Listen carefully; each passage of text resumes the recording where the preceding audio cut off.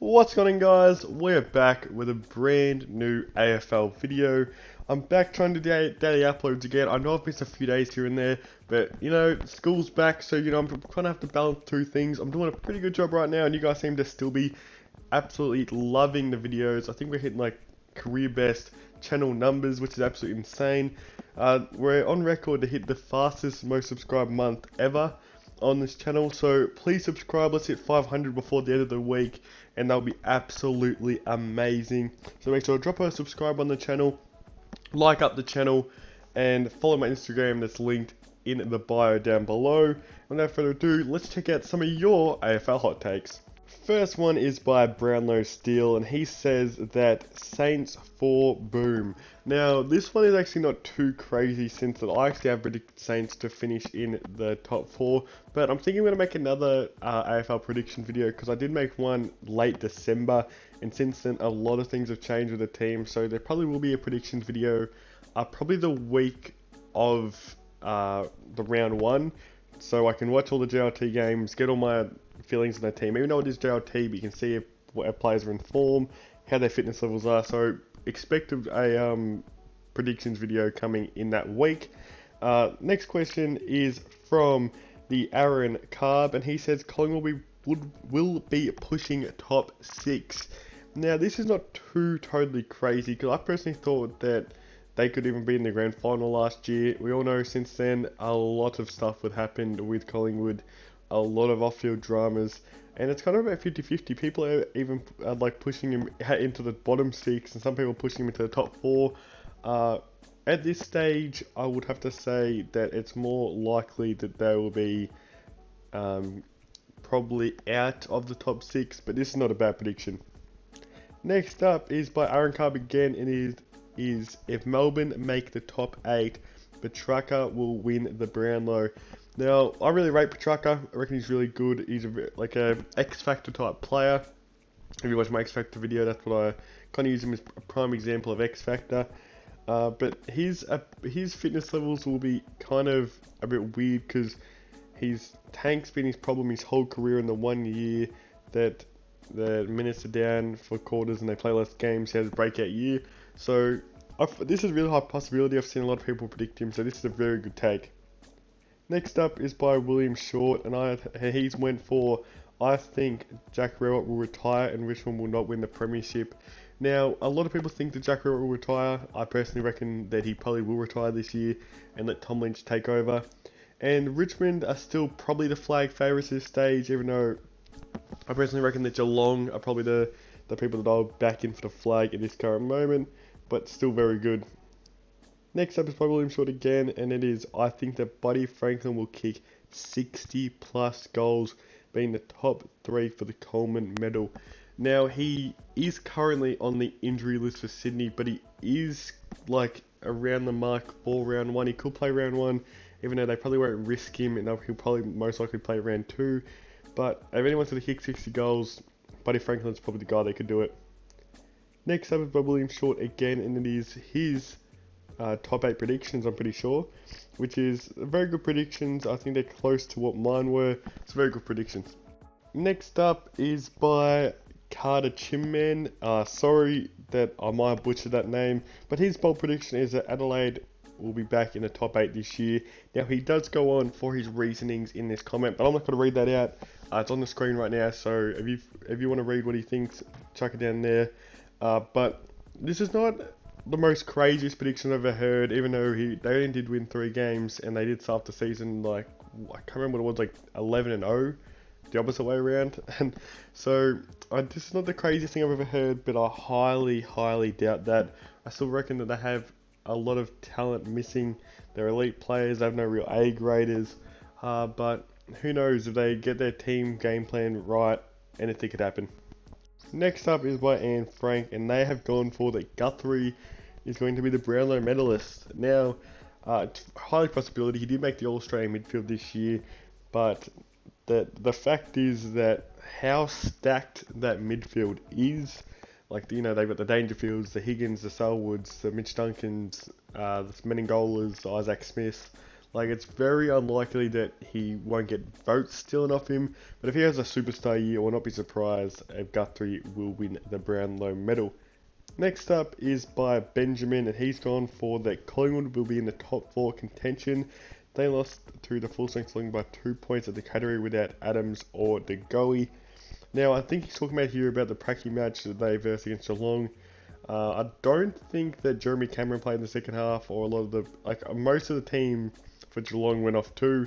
And even though you said it was without Adams or De Goey, it was only a practice match. Like, I'm not taking into round 1 that Saints bet the favourites for the wooden spoon by almost 100. Like, I wouldn't read into too much of what happens in the Pracky matches. Maybe going into this week's Pracky matches, it's a bit more serious, but last ones weren't even meant to be really televised. Some clubs did it, and most of it was listed as members. But I would not be too, like, a lot of people actually do think that Collingwood to make the top 4. I don't know if that's the Collingwood supporters that are very hopeful. But either way, this is not the craziest thing I've ever heard. Next up is by Bunning Snags. And he says that Cats do what Adelaide and GWS did and miss the top 8. Now, history says that this is a very good take and that they actually could really happen here. Like, they could actually fall out. But the difference between the GWS and Adelaide sides is they got worse in the off-season, and currently the Cats got better. Like, Adelaide, they lost Charlie Cameron in that year and Jake Lever. GWS, I can't remember who lost, but they seem to lose players every off-season, so someone left their team important, because that's usually what happens with GWS. But unlike the Geelong this year, they've added Isaac Smith, Sean Higgins, and Jeremy Cameron. Even though they did lose Harry Taylor and Gary Ablett to retirement, I feel like the Cats team is better than the team was last year, unlike Adelaide and GWS. Next up is by Al, and he's or she's gone for that Hawthorn finish bottom 2 on percentage after a final round thumping, officially start their rebuild. Now, I personally reckon that they should not even worry about if they finish in the final 2 to enter a rebuild. I feel like they should be entering the rebuild now. That's not a bad thing, Hawthorn fans. It's actually a very good thing, because it means that you guys can boost up the ladder even faster. Next up is by the Isaac Show. He's gone for that Jack Macrae is better than the Bont. Now, I feel like they both play different game styles. Jack Macrae is more accumulator. He likes getting a lot more of the pill. Whereas the Bont, even though he might get way less of the pill at some stages, his impact every time he gets the ball is higher impact than Jack Macrae. Jack Macrae doesn't really hit the scoreboard that much. The Bont's very dangerous forward. He's a better marker. He's a better kick. He's probably a better handballer. He's got more strength.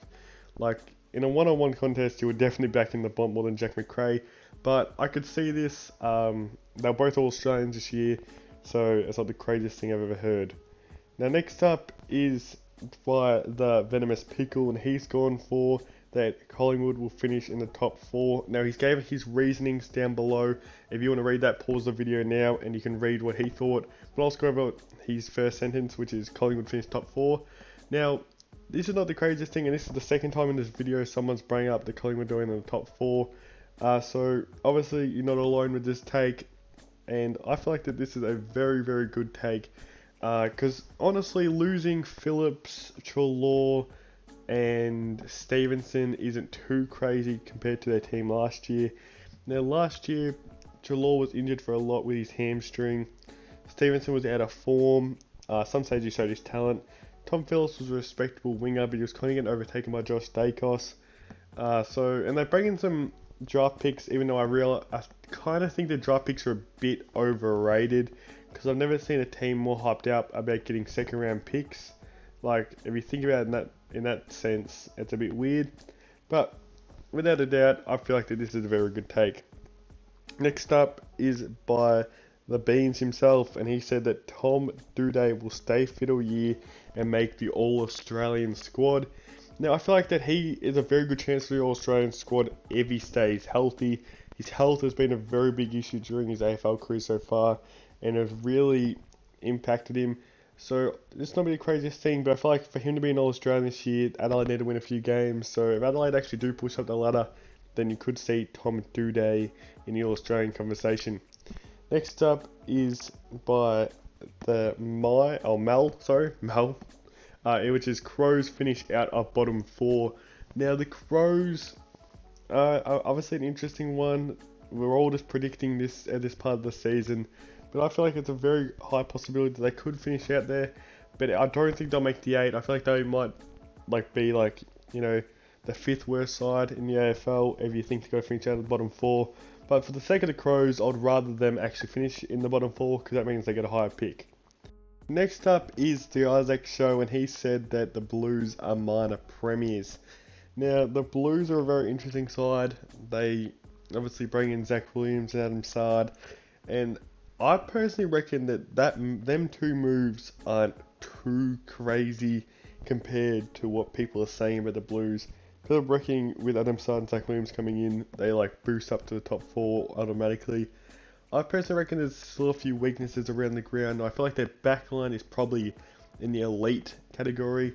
You can't really go past David Doherty's, Wiedering, Liam Bones-Jones. I think I already said Doherty, Sam Petresi-Seaton, Lockie Plowman. Obviously they had Adam Sard, Zach Williams could have spurts back there. So they have a very elite backline, but the thing that really kind of scares me is their forward line. Now, I feel like that Harry Macrae is the most hyped up player by Blues fans. I've not seen enough of what Harry Macrae can do to fully rely on him to be a team a forward that can be relied on. Their forward that should be relied on is usually Charlie Curnow, but he seems to be getting injured every 2 minutes.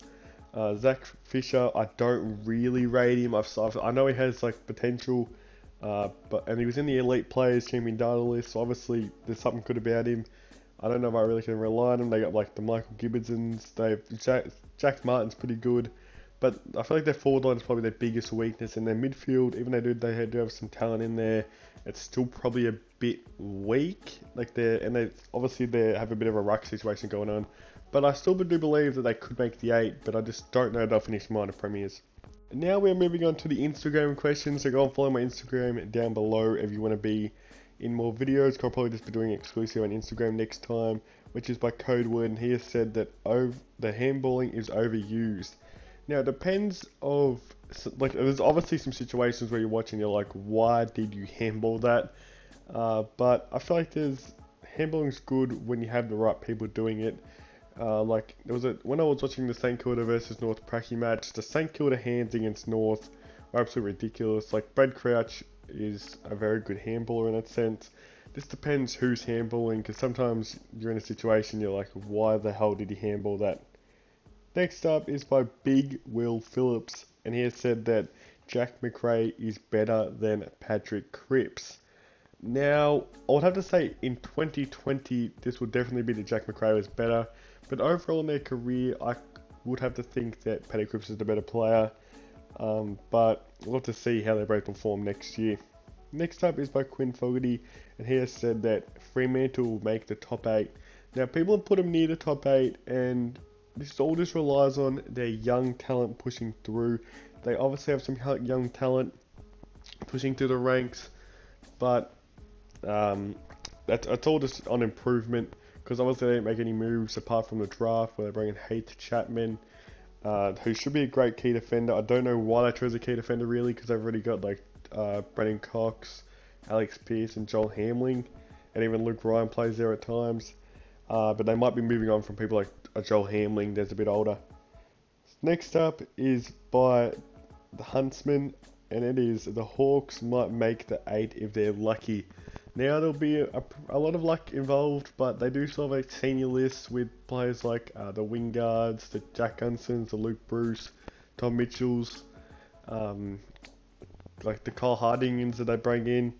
They bring in Tom Phillips, which is a really good team, but they've lost their wingers that pretty much led their team. They always had them elite wingers, they've had Brad Hill and Isaac Smith in the past, and then they had Tom Scully and Isaac Smith. Now that they've lost them both, there's a lot of off-field dramas going on with the Jonathan Patton situation. James Sicily is also injured, so don't really think this could happen, but still a good take. Thanks for watching, guys. Make sure to drop a like and a subscribe if you did enjoy these videos. There probably will be another top one of these videos coming in the near future because I had a lot of fun making this video. So thanks for watching, guys. Drop a like and a subscribe, and thanks for watching. We're on the road to 500 subscribers.